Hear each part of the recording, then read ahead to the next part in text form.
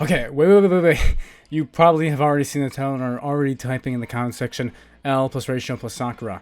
But just give me a chance here, okay? 90% of the videos on my channel are about Naruto, so you can go look. I do not hate it. I love the series, actually. It's my personal favorite of the big three. But today I'll be comparing last season's most recent adaptation from the Dark Trio, that being Jujutsu Kaisen, Chainsaw Man, and now most recently, the newly released Hell's Paradise, or Jigoraku. Which, by the way, its second season has just been announced, so it might be a good time to get caught up with season 1 if you haven't watched it yet. That or read the manga, I don't know. Anyway, today I'll be comparing Jigoraku with the arguably second most popular show of the big three, that being Naruto, with One Piece being the most current popular since it's still going. But before we begin, it's important to know that this is all my personal opinion, and if you see things differently, I understand. I believe the Dark Trio and the Big Three, while significantly different in their art and tone and writing, all have their own spiritual successors. For me, Jujutsu Kaisen feels like a direct inheritance from Bleach, with the Soul Society kind of being similar to the Jujutsu Sorcerers. And second, Chainsaw Man has the same wacky vibe as well as the emphasis on devil's powers that One Piece has. I know it's a little bit of a stretch, get it, 'cause it's Luffy. But I do think that the Dark Trio all have their parallels with the Big Three. Which brings us to where we are today, with me comparing Hell's Paradise to Naruto. So before we get started, I'll be explaining the categories, or you can check out the chapters in the description and click to where you're interested in seeing me make my hot takes. The categories today will be having 6 sections, that being plot, power systems, pacing, main characters, their side casts, and finally the art. And I'll be using the manga for the art, not the anime, because different studios, different times of animation. I think comparing the actual mangaka's art themselves is probably the most fair. Why am I including this? Well, I'm an artist, so I kind of want to have some way to plug my second channel, which you guys should definitely go subscribe to, because I'm going to be making more art content. Yeah, go subscribe. Yeah, go do that. But okay, enough of the shameless self-promotion. Let's get started with the plot. So we'll start with the most familiar one to all of us, which is Naruto. Naruto's plot is based around an orphan boy who had a 9-tailed demon fox sealed inside of him and is being raised in the village hidden in the leaves. A majority of the plot surrounds Naruto rising against challenges that people say are too difficult for him to overcome, with people overestimating others and underestimating Naruto as some sort of weakling.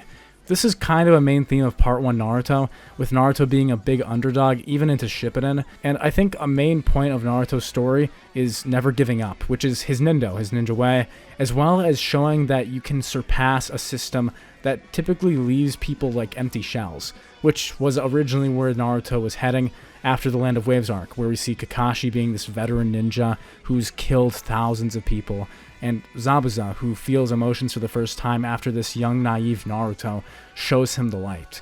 And that's what Naruto is. Naruto is the light. It's a very bright-hearted perspective on the term of Shinobi.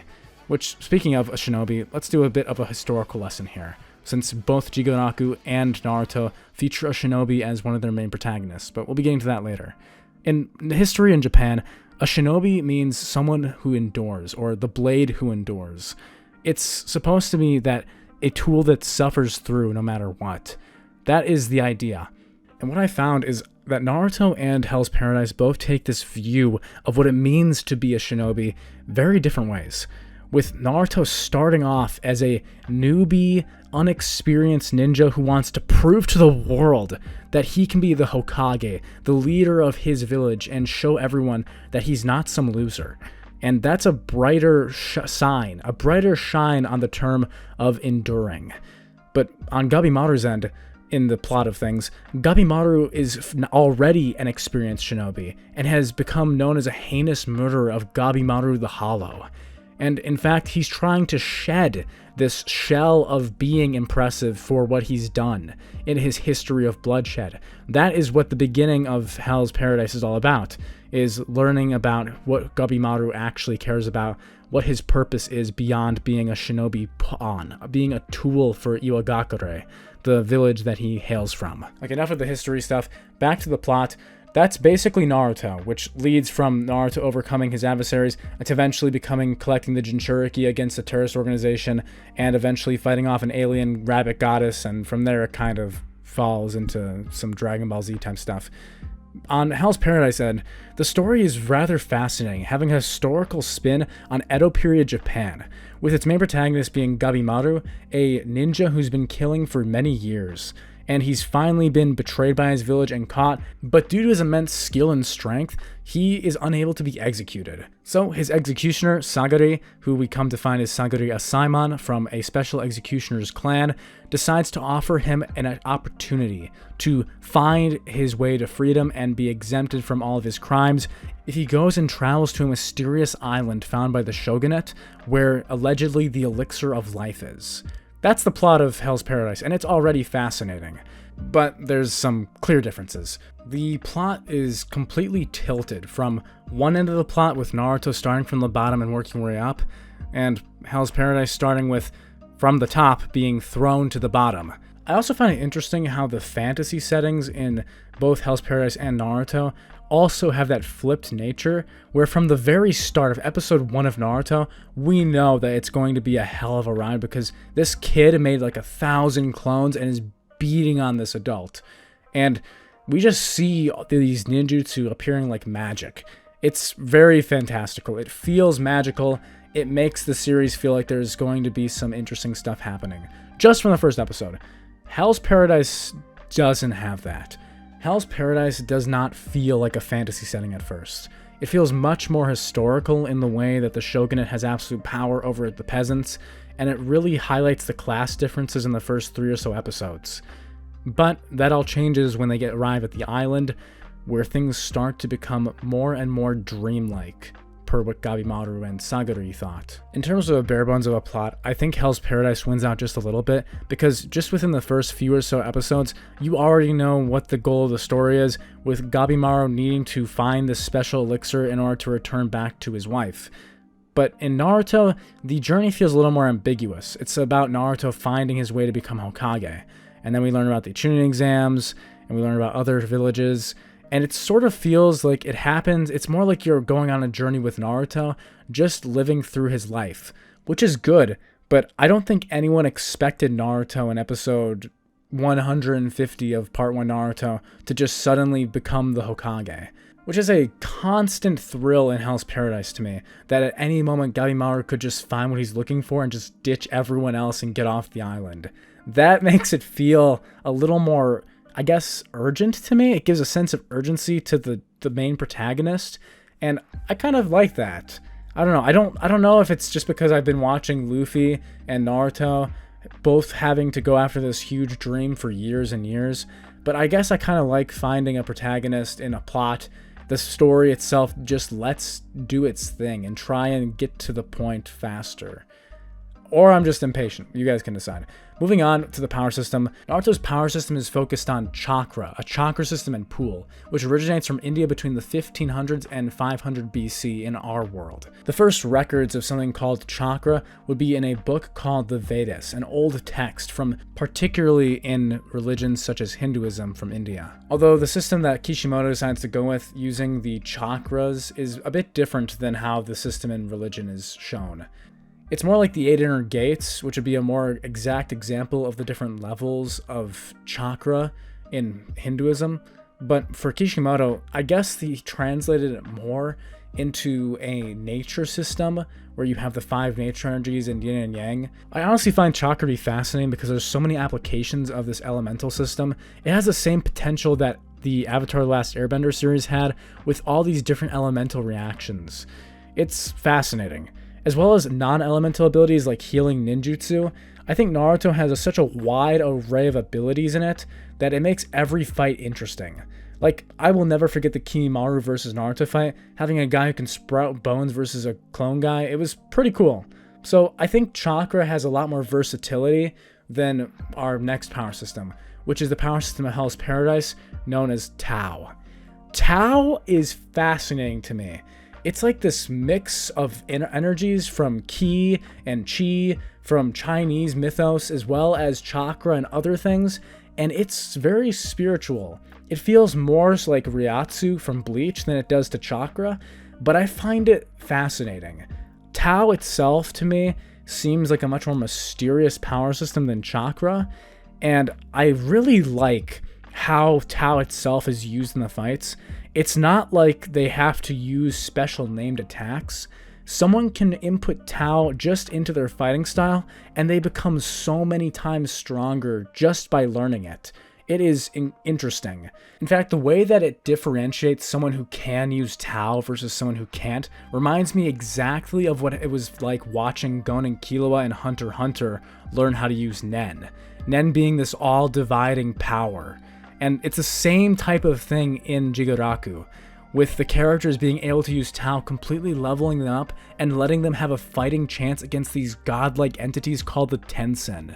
And even with that interesting power system, I'm still going to be giving the power system over to Naruto, because even though the writing of Tao is fascinating and it adds a lot of contrivances like Gabimaru, spoiler alert, losing his memory at the end of the last episode of season 1, I think that the counter to Tao is just too great. Like, if I had to use chakra or Tao in real life, I would choose to use chakra, because shadow clones are awesome, and if the risk of Tao is that you get dementia after using it, I'm gonna pass. So I'm giving the power system over to Naruto. I just find it to be more useful, and also I feel like the fights are more interesting and more visually stunning. So I'll be giving it over to Naruto. If you guys disagree, let me know why. I do think Tao is very cool. It's definitely my favorite power system out of the Dark Trio, which is probably a hot take because I know all of you probably love Jujutsu Kaisen's Cursed Energy system. But moving on from power systems, let's get to the one I've been excited about, pacing. I'm going to start with Jigaraku here because it is its strongest category. The pacing in Hell's Paradise feels so good. Every episode of the season this far, just of the anime, has felt fast, and it's felt a good speed. I feel like we've gotten to know all the side characters. We've gotten to know all about the main characters. In 13 episodes, more than we learned about all of the characters in Naruto in over 500. The pacing is so pristine in Jigaraku that even though the first 3 episodes feel slower because you don't have as many fights, they're just as interesting because it slowly introduces you to the world and makes you feel the setting. I love what the offer of Hell's Paradise has done with the pacing, where the pacing is cut up into these little instances where we have Gabimaru is being executed. Gabimaru is against the executioner who can actually kill him. Gabimaru is offered to go to Special Island. Gabimaru goes to meeting with criminals. Gabimaru kills multiple criminals. Gabimaru gets picked to go to the island. They go to the island. Gabimaru tries and fights. He fights against his executioner because she won't let him unbind his hands. Gabimaru fights monsters. It feels very step by step. Like you can pick up any episode of Jigaraku and watch it and it'll feel good. I mean, you're not going to understand everything. If you just pick episode 9, for example, and just watch it, it's not going to make sense for someone who's never seen it. But the pacing of the episode will not feel rushed. It doesn't feel too slow. I think the pacing in Hell's Paradise is fantastic. Compared to Naruto, which I'm not going to lie. I know I love Naruto. I love it so much. It's such a great story. It has beautiful characters. It's wonderful. But I do not enjoy the pacing of Naruto, especially the filler that they add into the anime itself. I own the manga and I've read Naruto's manga, and it's good, but the pacing on some fights are so long, especially the war arc. The war arc, maybe I'm being unfair here, but the war arc of Naruto's pacing made me want to just, it was not good. The pacing is so slow. They have whole ass conversations while they're punching each other. Just come on, like at least in Hell's Paradise when they're fighting, most of the conversations are mental. They're mentally thinking about what they're doing while they're fighting. It makes sense. Naruto, we're having them shaking hands and seeing each other's past. We get flashbacks in the middle of a fight. It's just all over the place. So I think the war arc really tilts it, but even early Naruto, the pacing felt slow. Like especially after the Kakashi fight with Zabuza the first time. I don't know if it was just me, but the tree training the tree training episode felt so slowly paced. Anyway, I'm going to try and wrap this up quickly because I don't want this video to get too long. Back to the main characters. I love Naruto and Gabimaru.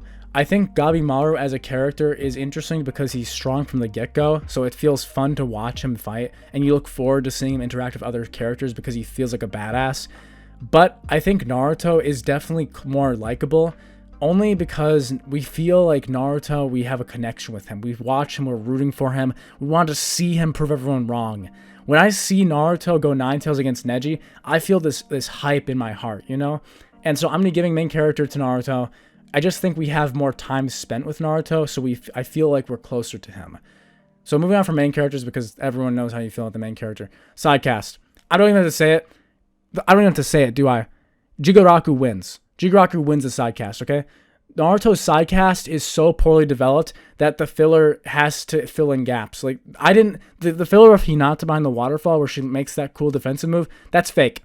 That actually gives character to other teams, fake. There's so much good filler in Naruto that actually builds the teams, but if you take the filler out, you don't know anything about them. They appear in the Chunin exams, and then they become fodder for Pain and for other villains for the rest of the series. And that really sucks. If Kishimoto gave as little as 10% of the effort that the author of Jigoraku puts into a tree, or into a little girl who was cast out of a castle, or a random blonde kid who was trained as as an executioner, the way that the side characters are built in Jigoraku is so well done. And even though you know that they're going to die when you see their backstory, you feel that the characters actually have good chemistry. Like Nuragai and Tenzin, they actually felt like they had a good chemistry going on, and we met them for 2 episodes, okay? When I can watch a show and the characters feel like real people, the author has done a good job. And all the characters in Jigoraku's sidecast feel like beautiful, unique, colorful characters, and they're great. The sidecast, even the antagonists feel original and different. So I'll be giving the sidecast easily to Jigoraku. And finally, finishing up this video, we're getting to the art. Now, this might be a bit of a hot take, okay? So, looking at this from an art perspective, Naruto's early art is very simplistic. It has this spiky old 90s anime feel, and it's good. I like it. But I love Kishimoto's color spreads. The color spreads for Naruto are my favorite. They are beautiful. They have these scenes, these perspectives, the color range. It's incredible. And later Shippuden with the Pain arc, the art for Naruto is fantastic. The final Valley art of Naruto vs. Sasuke is fantastic. But the art for Jigoraku is great all throughout. Especially when we see Gabimaru using his ninjutsu, his ninpo, which just shows how great the art is. The ninpo, that when he uses aesthetic blaze mode, it's just, it feels good. It feels like when you watch a juicy episode of Demon Slayer. And I think it's unfair to compare them because the technology and the animation style from the modern era is a little more advanced than when Naruto is being produced.